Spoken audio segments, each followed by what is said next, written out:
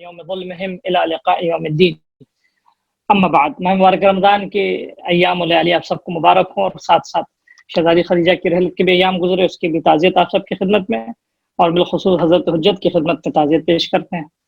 اور آنے والے دنوں میں امام حسن علیہ السلام کی ولادت ہے، اور تمام اس ماہ مبارک کے بابرکت دن اور راتوں کی انشاءاللہ آپ سب کی خدمت میں تبریک و مبارکباد ہے، اور بارگاہ خدا میں دعا ہے کہ خدا ہمیں توفیق عطا کرے کہ اس ماہ سے اور اس ماہ میں موجود حالات سے بہترین استفادہ کر سکیں، ہمارے لیے مصیبتیں ہماری اپارچونیٹیز کا سبب بنے، اور انشاءاللہ اس ماہ میں ہماری دعائیں عبادتیں قبول ہوں۔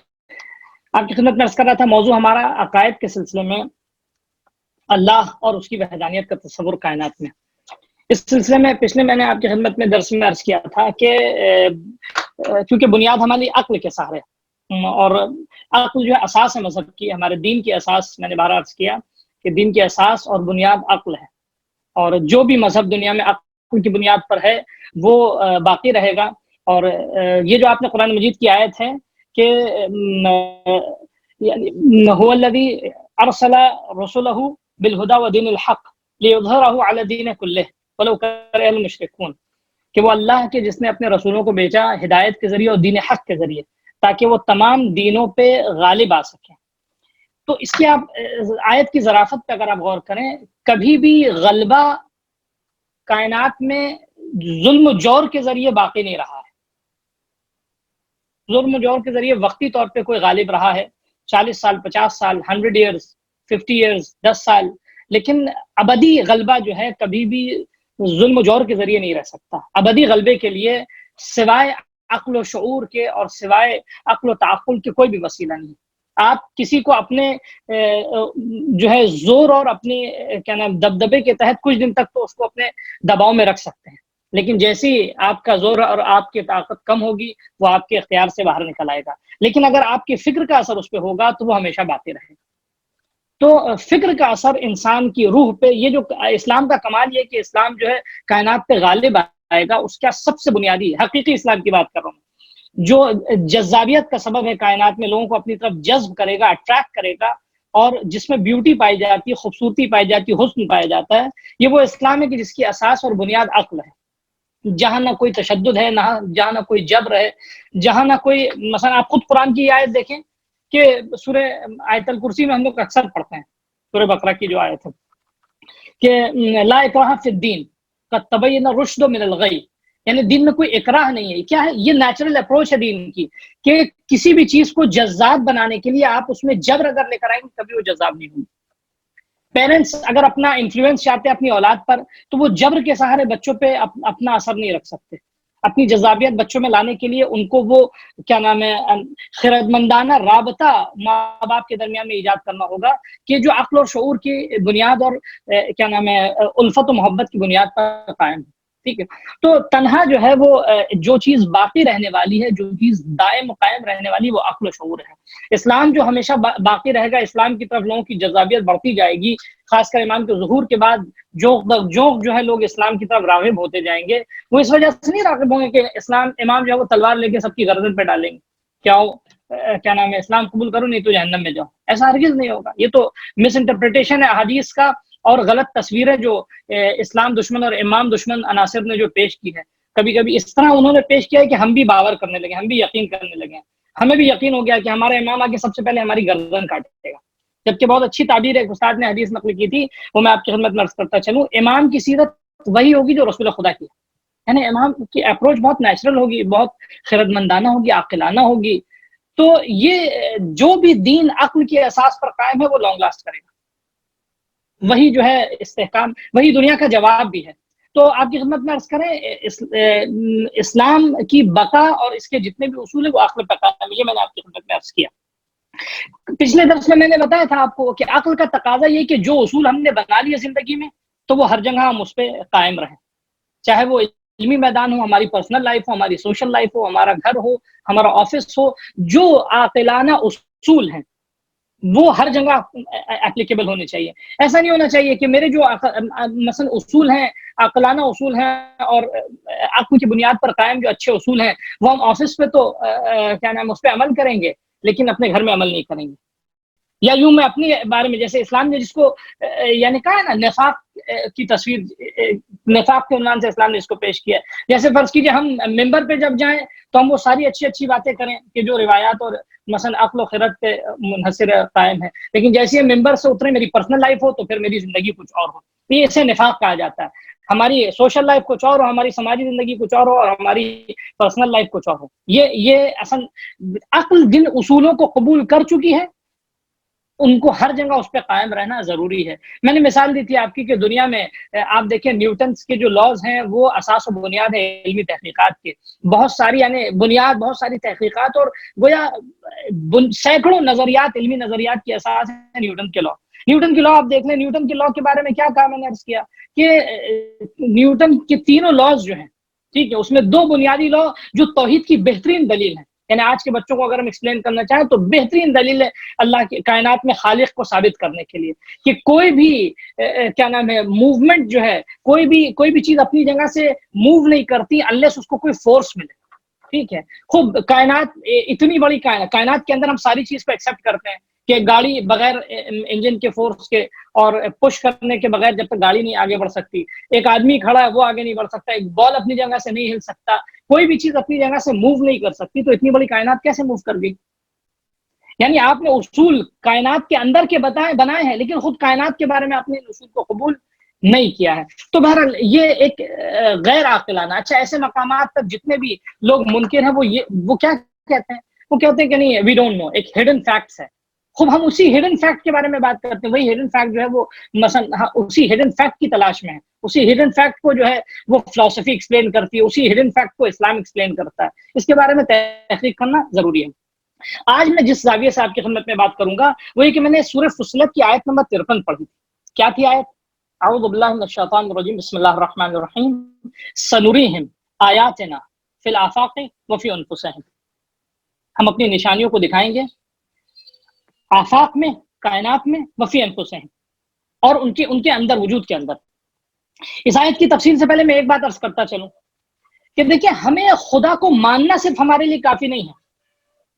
قرآن مجید کی ایک آیت ہے، بڑی عجیب آیت ہے، لَإِن سَأَلْتَهُمْ مَنْ خَلَقَ السَّمَاوَاتِ وَالْأَرْضِ. اے رسول اگر آپ ان سے پوچھے گا کہ زمین آسمان کے کس نے خلق کیا تو کہیں گے لَيَقُولُنَّ اللَّهُ، اللہ نے خلق کیا، اللہ اس کا خالق ہے. یعنی کفار و مشرکین بھی جانتے ہیں کہ اس کو خالق، اس کا کائنات کا بنانے والا خدا ہے. کائنات کا سب سے بڑا دشمن شیطان، وہ تو اتنا جانتا ہے خدا کو کہ خدا کی قسمیں کھاتا ہے. اللہ کی قسم، یعنی اللہ کی قسم کھا کے وہ کہتا ہے کہ خدا میں سب کو گمراہ کروں گا. اتنا بڑا جری آپ دیکھیں، اور کیا نام ہے جو ہے ملعون کائنات ہے، لیکن خدا کی قسم کھا کے کہہ رہا ہے. تو وہ بھی خدا کو مانتا ہے.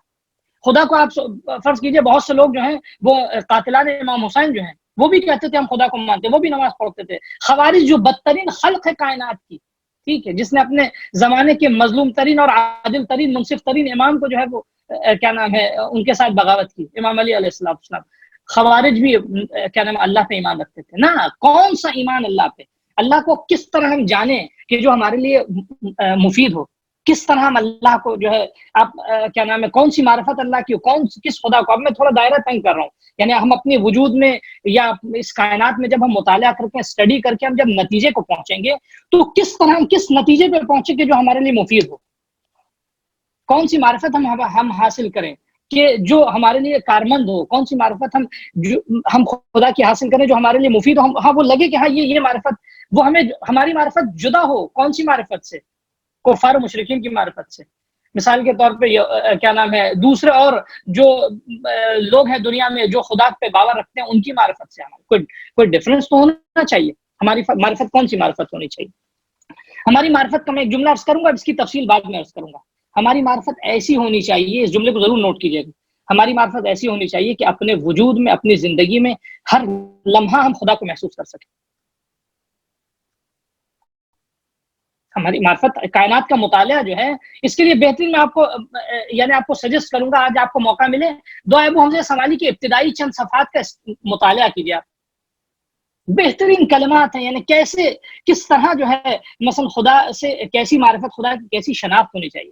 بہرحال مبارک رمضان ایک بہترین اپارچونٹی ہے، ایک بہترین فرصت ہے اپنے آپ کو خدا سے قریب کرنے کی. اگر اس میں ہم کر بیٹھے اپنے آپ کو خدا سے قریب، اس میں ہم خدا سے قریب ہو گئے، تو یاد رکھیے کہ یہ نعمت ہمارے لیے سال بھر کام آئے گی. پورے سال ہم جو ہے اس کے ساتھ ہم سروائیو کر سکتے ہیں. ایک ایسے انرجی ملے گی ہم کو کہ جو سال بھر ہمیں کیا نام ہے موو کرنے کے لیے، سال بھر اس کے ساتھ جینے کے لیے کافی ہوگی.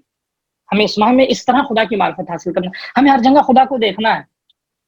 ہمیں چند لمحے، یعنی اس ماہ میں ہم دعائیں قرآن مجید ختم کرتے ہیں اور کیا نام ہے دعائیں پڑھ لیتے ہیں، جلدی جلدی سر پہ اعمال رکھتے ہیں نا. اس ماہ میں ہمیں کرنا کیا ہے؟ اس ماہ میں ہمیں چند لمحے بیٹھ کے خدا سے بات کرنی، ایسی معرفت ہمیں حاصل کرنی. اس ماہ میں ہمیں چند لمحے خدا کی باتیں سننی ہے. وہ کیسے ہوگا؟ اس کے کیا کیا راستے ہیں؟ اچانک معجزے سے تو انسان نہیں پہنچ سکتا. بہرحال اس کے چند راستے ہیں. سب سے پہلے اس کے اسٹیپس ہیں، اس کے اسٹیپس کو ہم کو فالو کرنا ہوگا. وہ اسٹیپس ہمیں اسی آیت سے حاصل ہوتے ہیں، سورہ فصلت کی.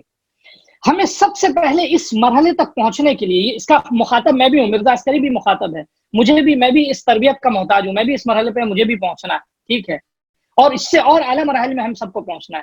سب سے پہلا راستہ یہ ہے کہ ہمیں اللہ کے فیورز کو اور اس کی بیوٹیز کو اپنی زندگی میں محسوس کرنا. انسان جب تک کسی کے فیور کو محسوس نہیں کرے گا، اس وقت تک اس سے قریب نہیں ہو سکتا.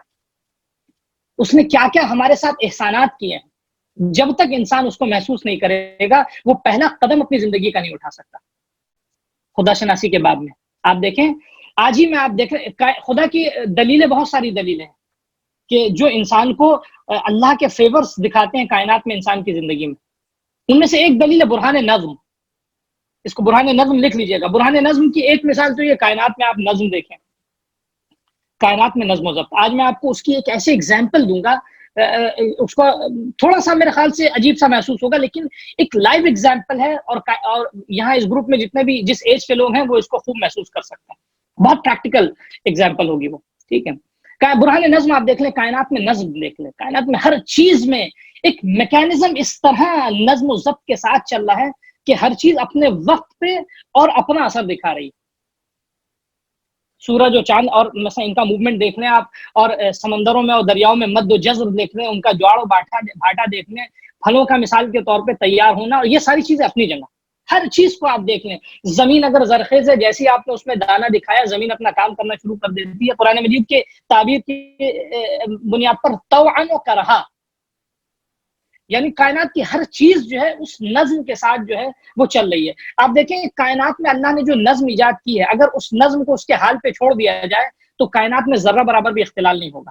آج جو فرض کیجئے گلوبل وارمنگ اب تو خیر تھوڑی کم ہو رہی ہے، یہ مثلا کووڈ-19 کے سبب، لیکن یہ مثلا گلوبل وارمنگ یا دوسرے جتنی بھی تباہیاں کائنات میں آئی ہیں، یا اوزون لیئر کا ختم ہو جانا، یا اور بھی جتنی بھی مشکلات، آسمان سر کے اوپر سے بادلوں کا نہ دکھنا، یہ سب انسان یعنی مین میڈ ہے. یہ جتنا بھی ڈسٹرکشن ہے وہ انسان کی ایجاد کردہ تباہیوں کا نتیجہ ہے. لیکن اللہ نے ہر چیز کو اتنا پرفیکٹ بنایا ہے کہ اگر ہر چیز بیلنس کے ساتھ اگر استعمال ہو تو کبھی بھی اس طرح کی تباہی اور اس طرح کا پینڈیمک جو ہے کائنات میں شاید وجود میں نہ آئے. ہر چیز اسموتھلی اپنے جو ہے وہ منزل کی طرف لے جانے کو انسان کو تیار ہے، اور ہر چیز بینیفٹ پہنچا رہی ہے انسان کو. ہر چیز جو ہے وہ فائدہ پہنچا رہی ہے، اور ہر چیز انسان کو اس کے کمال تک پہنچانے کے لیے معاون ہے. اللہ نے اس طرح کائنات کا نظام بنایا ہے. اب آئیے اسی سسٹم کو، اسی نظم و ضبط کو انسان کے اندر دیکھیں.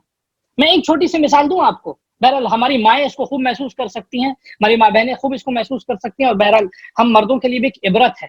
خدا کا بہترین نظام آپ دیکھیں کہ کتنا نظم و ضبط رکھا ہے خدا نے. قرآن مجید کی ایک آیت ہے، اس آیت کو آپ ضرور دیکھیے گا. حملہ و فصالہ 30 شہرا، کہ انسان کا جب بچہ پیدا ہوتا ہے تو پیدائش سے لے کر حمل کے وقت سے لے کر، بلکہ حمل کے وقت سے لے کر، انعقاد حبہ سے لے کر، انعقاد نطفے کے انعقاد سے لے کر فصال یعنی دودھ چھڑانے کے ٹائم تک، منیمم ٹائم جو وہ کیا نام ہے 30 مہینے، یعنی جس میں 24 مہینے دودھ کے ہیں اور 6 مہینے کم از کم، یعنی انسان کا بچہ کم از کم 6 مہینے میں میچور ہو، یعنی ولادت کے لیے تیار ہو جاتا. 6 مہینے میں اس کی ولادت ہو سکتی. ٹھیک ہے، 6 مہینے، اور حد اکثر 9 مہینے. ٹھیک ہے، امام حسین علیہ السلام کے لیے کہا جاتا ہے کہ آپ کی ولادت 6 مہینے میں ہوئی. ٹھیک ہے، تو یہ آیت آپ ہی کے لیے روایت میں ملتا ہے کہ آپ ہی اس کا مصداق ہے، مصداق کا اول. حملہ و فصالہ 30 شہرا، 24 مہینے دودھ کا وقت ہے اور 6 مہینے ولادت کا وقت ہے. آپ ذرا اس نظام تخلیق میں آپ دیکھیے اللہ کا میکینزم، اس کی یعنی شاہکار خلقت دیکھیں. بچہ جب وجود میں آتا ہے، عالم وجود میں آتا ہے، ابھی جیسی آہستہ آہستہ اس کے جسم میں روح آ گئی، روح آنے کے بعد جو ہے اب اس کو ماں کی کوکھ میں ہے، اس کو خوراک چاہیے. تو وہی جو مثال کے طور پہ فرض کیجئے فاسد خون تھا، اس کو اللہ نے بچے کے لیے خوراک بنا دیا. اور کیسا نظام اندر سے کہ وہی خوراک اس کے لیے بنتی گئی. اچھا اب آہستہ آہستہ جب 9 مہینے اس کے پورے ہوتے ہیں یا 6 مہینے میں ولادت کا وقت پورا ہوا، ولادت جیسی ہوئی، اب اس کو پروٹین چاہیے. جسم کو ابھی ایک نئے نظام میں آ رہا ہے، نئی فضا میں آ رہا ہے، اس کو یعنی جیسے ہوتا ہے نا، ہم بھی اگر کسی روم میں اگر آئسولیٹ رہیں مثلا 1 مہینے 2 مہینے 3 مہینے 4 مہینے 5 مہینے، جیسے جو لوگ جیل میں رہتے ہیں باہر کی فضا ان کو نہ ملی ہو، جیسے ہی وہ باہر کی فضا میں آتے ہیں تو ابھی ان کی باڈی اتنی امیونٹی اس کی اسٹرانگ نہیں ہے کہ وہ باہر کے کلائمیٹ کو ابزارب کر سکیں، اس کو برداشت کر سکیں. تو کیا ہے، ان کو مثلا مرحلہ مرحلہ جسم میں اتنی تقویت چاہیے.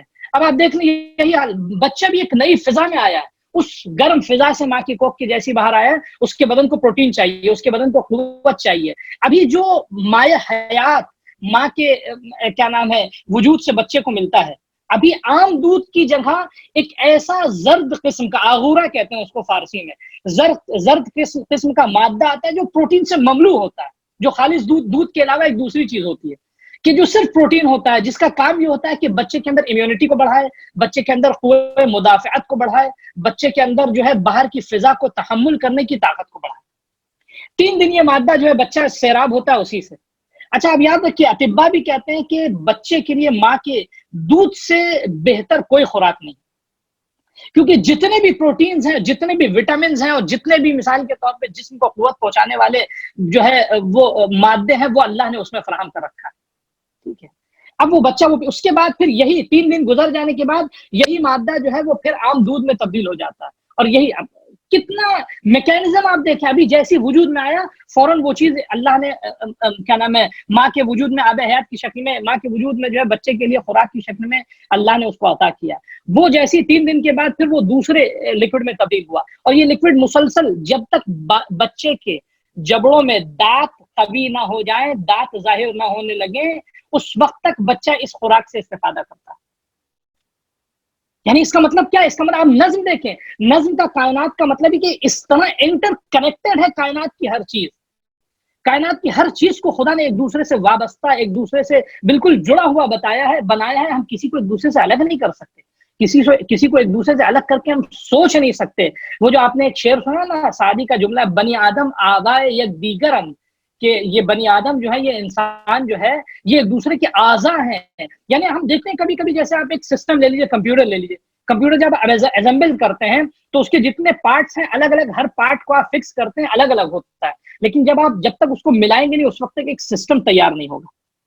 کائنات میں انسان کی بھی حیثیت اسی سسٹم کی ہے کہ ہر فرد جو ہے وہ اس سسٹم کا حصہ اور نظم کے ساتھ آپس میں مرتبط ہے. ایک روحانی، آپ دیکھیں ماں باپ کا اور ماں اور کیا نام ہے بچے اور ماں کا رابطہ، آپ دیکھیں کس کا، یہ کیا ہے؟ یہ نظم ہے. انسان اب اس فیور کو انسان تلاش کرے، کہاں سے لے کر آئے گا ایسی نعمت انسان کی؟ اس کے بعد اب یہ تو ایک ابتدائی مولا کائنات امام حسین کی آپ دیکھیں، امام حسین کی دعائے عرفہ جو آپ دیکھیں، امام حسین انہی باتوں کی طرف اشارہ کر رہا ہے. خدایا میرے کان میں قوت نہیں تھی، میرے زبان میں قوت نہیں تھی، خدایا میں تو اتنا ناتوان تھا کہ اپنی خوراک بھی حاصل نہیں کر سکتا تھا، میری آنکھیں بھی اتنی قوی نہیں تھی، میرا جسم بالکل ناتوان تھا، میں تو نہ کسی کو اپنی طرف بلا سکتا تھا، نہ کسی کی گود سے کسی دوسرے کی گود میں جا سکتا تھا. خدایا تو نے لوگوں کے دلوں کو میرے لیے آمادہ کیا، خدایا تو نے میرے لیے خوراک آمادہ کی، خدایا تو نے میرے وجود کو ہر طرح کی سختیوں سے بچایا. تو نے ماں کے دل میں ایسی محبت ایجاد کر دی، ایسی الفت ڈال دی کہ ماں تمام سختیوں کو خود برداشت کرتی ہے اور تمام سختیوں سے ہمیں بچاتی ہے.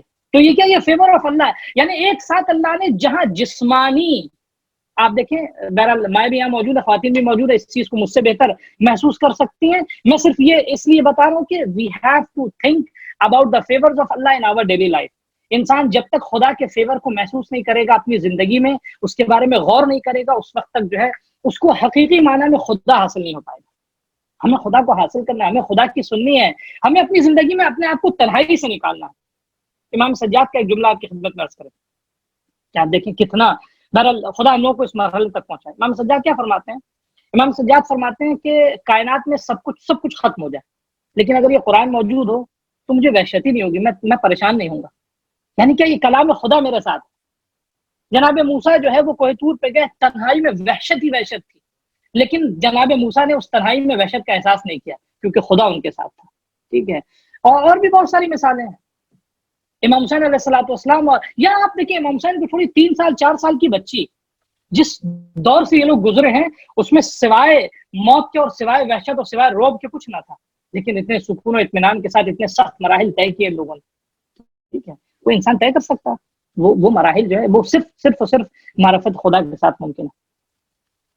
وہ صرف آپ کربلا میں ہم لوگ مصائب دیکھتے ہیں، کربلا میں ہم نے معرفت خدا نہیں دیکھی. کربلا میں ہم نے وہ سب نہیں دیکھا جو میسج ہے کربلا کا، وہ ہم نہیں دیکھ پائے. یعنی جس کے بعد ہم کو مصائب کا کرب اور سمجھ میں آئے گا، جس کے بعد ہمیں مصائب کا درد اور سمجھ میں آئے گا. تو میں کہنے کا مقصد کیا ہے کہ ہمیں اللہ کے الگ الگ فیورز کو اپنی زندگی میں ہمیں محسوس کرنا ہوگا. کبھی کبھی موقع میں ہم لوگ شکوہ بہت جلدی کرنے لگتے ہیں. کوئی بھی مشکل آئی فوراً شکوے کو، میں ایک جملہ آپ کو بتاؤں، اس کو ذہن میں رکھیے گا، کبھی کسی استاد نے بتایا تھا. ہم لوگ کہتے ہیں کسی نے کہا کہ کیسے ہیں آپ؟ اللہ کا شکر ہے، ہر حال میں اللہ خوش رکھے. تو استاد نے بتایا کہ یہ ہر حال میں الحمدللہ علی کل حال، یہ ہر حال میں اللہ خوش رکھے، یہ جملہ بھی تھوڑی سی ناشکری پن کا جو ہے احساس دلاتا ہے. یعنی کچھ حالات ایسے ہیں کہ جو ہمارے لیے ناگوار ہیں، اس میں چاہ رہے اللہ اس میں بھی خوش رکھے. نہ الحمدللہ اس میں علی کل حال نہیں ہے. ائمہ کی زبان جب الحمدللہ کہتے تھے، بی بی زینب نے، آپ خطبہ دیکھیے، بی بی زینب نے خطبہ دیا الحمدللہ، وہاں علی کل حال تھوڑی کہا. الحمدللہ علی قتل اخی، الحمدللہ علی مثلا اسارتی تھوڑی کہا. الحمدللہ یعنی جہاں انسان جب خدا کی حمد کرے تو صرف خالص حمد، علی کل حال کہہ کے جو ہے وہ اس میں اپنی تکلیف کا احساس نہ شامل کرے. خود جناب ابراہیم کیا کہہ رہے ہیں؟ علمہ بحالی حسب من سوالی، کہ جب خدا جانتا ہے تو ہم کیوں کہیں علی کل حال؟ خدا تو دیکھ رہا ہے نا. ہمیں معرفت خدا اس طرح حاصل کرنی ہے، ہمیں خدا کو اس طرح پہچاننا ہے. ہمیں وہ اس لذت کے جب اس مرحلے پہ ہم خدا کو پہچانیں گے تو پھر بہت ساری چیزیں ہمیں جبر نہیں لگے گی، بہت ساری چیزیں ہمیں سختی نہیں لگیں گی، پھر اس کی کیفیت ہی کچھ اور ہوگی، اس کا اثر ہی کچھ اور ہوگا. البتہ اس معرفت کے اپنے اثرات بھی ہیں، اس معرفت کے اخلاقی اثرات ہیں، اس معرفت کے عبادی اثرات ہیں، اس معرفت کے مثال کے طور پہ انسان کے ایٹیٹیوڈ میں، انسان کے ایٹیکیٹس میں، انسان کی ویلیوز میں، انسان کی فکر میں، انسان کی سوچ میں، ہر چیز میں تبدیلی آتی ہے. انسان کے معاملات میں، انسان کی دوستی دشمنی میں، انسان کے رشتوں میں، سب جگہ یہ معرفت اللہ کی مؤثر ہوتی ہے. ہمیں خدا کو اس طرح پہچاننا ہے. ساری دنیا جس طرح پہچانتی ہے اگر ہم نے ویسے پہچان لیا تو کوئی کمال نہیں کیا. ہمیں خدا کو ایسے پہچاننا ہے کہ ہم خدا کو محسوس کریں، خدا ہمارے ہمراہ ہو. سب میں نے امام خمینی کی مثال دی آپ کی خدمت میں، ایسی کتنی مثالیں علماء کی پائی جاتی ہیں، کتنی مثالیں علماء کی پائی جاتی ہیں. تو وہ علماء جو مثلا غریب شہید مطہری، ابھی آپ کے تاریخ رحلت گزری ہے، ابھی شہادت گزری، آپ کو بہرحال شہید کیا گیا، گولی مار کے شہید کیا گیا. آپ کو شہید مطہری کے لیے ملتا ہے کہ آپ اتنے عظیم فلسفی تھے. امام خمینی کے شاگرد تھے فلسفے میں، علامہ طباطبائی کے شاگرد تھے اور فلسفے میں غرق تھے آپ. ٹھیک ہے. لیکن معقولات میں غرق ہونے کے بعد ہم لوگوں کی زندگی میں تھوڑی بہت عقل آ جاتی ہے تو ہم لوگ ہر چیز کا انکار کرنے لگتے ہیں. ہر چیز کو نہیں، صرف عقل نہیں تھی، آپ اللہ کی معرفت میں غرق تھے. یہی شہید مطہری کے بارے میں ملتا ہے کہ شدید سردیوں کے موسم میں قم میں فیضیہ کے حوض پہ جب برف جمی رہتی تھی تو آدھی رات کو برف توڑ کے اس سے وضو کا پانی نکالتے تھے اور اس سے وضو کرتے تھے. شہید مطہری اسی پانی سے برف کے پانی سے. اس زمانے میں ہم طالب علموں کے حالات بھی اچھے نہیں تھے خوب. ٹھیک ہے. بہت سخت حالات تھے، مثلا کھانے کو لالے ہوتے تھے، کوئی پوچھتا نہیں تھا طالب علموں کو. یعنی دنیا میں ہر جگہ، ایران میں بھی یہی حالت، ہر جگہ یہی حالت سخت تھی. آپ بہت سارے علماء کے واقعات دیکھیں. آپ کبھی کبھی جو ہے مثلا مراجع تقلید خاص توسل کرتے تھے، ان کے پاس پیسے نہیں ہوتے تھے شہریہ دینے کے لیے، طلاب کے لیے اسٹائپنڈ دینے کے لیے، طلاب کے لیے. ایسے حالات میں آپ گرم پانی کے وسائل نہیں تھے تو آپ وہ حوض پہ آتے تھے. فیضیہ کے آیت اللہ محسن قراتی صاحب فرماتے ہیں، خدا ان کو سلامت رکھے، استاد بہت عظیم استاد ہیں، حوضے کی آیت بڑی نعمت. فرماتے ہیں کہ شہید مطہری جیسی شخصیت کہ جو علم و فلسفے اور عقل میں غرق، وہ برف کو توڑتی ہے، اس کے بعد توڑنے کے بعد جو اس کے نیچے جو برف کے اپر لیئرز کے نیچے جو پانی ہوتا ہے ٹھنڈا، اس سے وضو کرتے ہیں اور نماز شب کے لیے کھڑے ہوتے ہیں. خدا ہم لوگوں کو اس مرحلے تک پہنچائے. تو ایسی معرفت خدا ہونی چاہیے. بہت ساری ہمیں اپنی پریکٹک آج زندگی کی جن حالات سے ہم گزر رہے ہیں، وہ جو آپ نے روایت سنی کہ آخری زمانے میں شیطان جو روٹیاں لے کر آئے گا اور کیا نام ہے دجال جو ہے روٹی لے کر آئے گا اور لوگوں کو دین سے پھیرے گا. آج ہمارے پاس ایسے بہت سارے آپشنز ہیں کہ جو ہمیں دین سے ہمارے منحرف کر سکتے ہیں. یاد رکھیے گا زندگی میں اول الدین جو معرفت ہو مولا کائنات کا جملہ ہے کہ سب سے پہلا اسٹیپ جو ہے انسان کی زندگی کی معرفت خدا ہے، وہ اسی لیے ہے۔ انسان خدا سے اگر آغاز نہیں کرے گا، اس کے بعد کسی سے بھی آغاز کرے مقصد تک نہیں پہنچ سکتا۔ ہم خدا سے شروع کیے بغیر نہ رسول اللہ تک پہنچ سکتے ہیں، نہ امام علی تک پہنچ سکتے ہیں، نہ امام حسین تک پہنچ سکتے ہیں۔ جھوٹا ہے وہ شخص، میں بہت ذمہ داری کے ساتھ کہہ رہا ہوں، جھوٹا ہے وہ شخص جو خدا تک نہیں پہنچا وہ کہتا میں امام حسین تک پہنچ گیا۔ جھوٹا ہے وہ شخص جو خدا تک نہیں پہنچا وہ کہتا ہے کہ میں امام علی تک پہنچ گیا ہوں۔ یہ سب مکر و فریب ہے، یعنی یہ اپنے آپ کو صرف ایک افیم کھلانا ہے دنیا میں جو ہم لوگ نے تیار کر رکھی ہے اپنے لیے۔ یہ اس خواب و خیال سے ہمیں نکلنا ہوگا۔ اگر اس کے پاس خدا نہیں ہے، اگر اس کے پاس جو ہے الہی اصول نہیں ہے، اگر اس کے پاس یعنی خدا کی معرفت نہیں ہے، یا کم از کم خدا کا پاس و لحاظ نہیں ہے، تو یہ صرف مکر و فریب ہے یا غفلت ہے کہ جو ہم نے اپنے لیے، جو قرآن مجید میں بہت سے لوگوں کو کفار قریش کو اللہ نے کہا کہ یہ لوگ سب یعنی ان ہوا قول قائلھا، یہ قولی ہے جو اس کو کہتا ہے، وہ اس کی کوئی حقیقت نہیں، کوئی بیس نہیں۔ تو اول الدین مولا کائنات جس کے لیے ہم دم بھرتے ہیں، ہماری حیات و ممات ہمارے مولا کے لیے، ہماری وجود کی طہارت ہمارے مولا کی معرفت سے، ٹھیک ہے۔ مولا کائنات کہتے ہیں اول الدین معرفت ہو۔ تم دیندار بننا چاہتے ہو، تم عزادار بننا چاہتے ہو، تم ماتمدار بننا چاہتے ہو، تم مجلسی بننا چاہتے ہو، تم محفلی بننا چاہتے ہو، تم کچھ بھی بننا چاہتے ہو، تم پہلے خدا سے شروع کرو۔ اگر تم نے خدا سے شروع کیا تو ٹھیک ہے تمہارے پاس، ہمارے پاس کیسے خدا سے شروع کرو؟ کیوں ابھی آئندہ جو آپ کے پاس میں انشاءاللہ قضا، کیونکہ توحید کو جاننے کے بعد، اللہ کی معرفت کے بعد جہاں قدموں میں لغزش آتی ہے وہ زندگی میں خدا کے فیصلوں میں لغزش آتی ہے۔ جب ہم اپنی زندگی میں اپنے مختلف حالات آتے ہیں، خدا کو پہچاننے کا یہی فائدہ ہے۔ اب آپ دیکھیے سخت ترین حالات، ٹھیک ہے، اللہ نے ایگزامپلز جو دیے قرآن مجید میں وہ اسی لیے دیے تاکہ ہم ان سے عبرت حاصل کریں، ٹھیک ہے۔ ہم لوگ صرف نبی اور امام کے عنوان سے دیکھ لیتے ہیں، لیکن اس کے اندر جو عبرت پوشیدہ وہ نہیں دیکھتے ہیں۔ جناب ابراہیم کو جناب سارہ سے بڑی مشکل سے ولادت ہوئی، جناب اسحاق کو جو ہے اسحاق جناب سارہ سے بڑی مشکل سے آپ کے گھر جناب اسحاق پیدا ہوا، اوکے۔ اس کے بعد جناب ہاجرہ سے جناب ابراہیم کی اسماعیل کی ولادت ہوئی، ٹھیک ہے۔ خوب جیسی جناب اسماعیل کی ولادت ہوئی، اللہ کا حکم آیا کہ ابراہیم تم ان کو چھوڑ دو لے جا کے، ٹھیک ہے۔ ایسی جگہ لے جا کے چھوڑا کہ جہاں نہ پانی ہے، جہاں نہ دانا ہے، جو تھوڑا بہت آب و یعنی جو آذوقہ تھا، جو تھوڑا بہت مثلا راشن تھا وہ ساتھ لے کے گئے، وہ کتنے دن کا تھا، وہ چھوڑ کے چلے گئے۔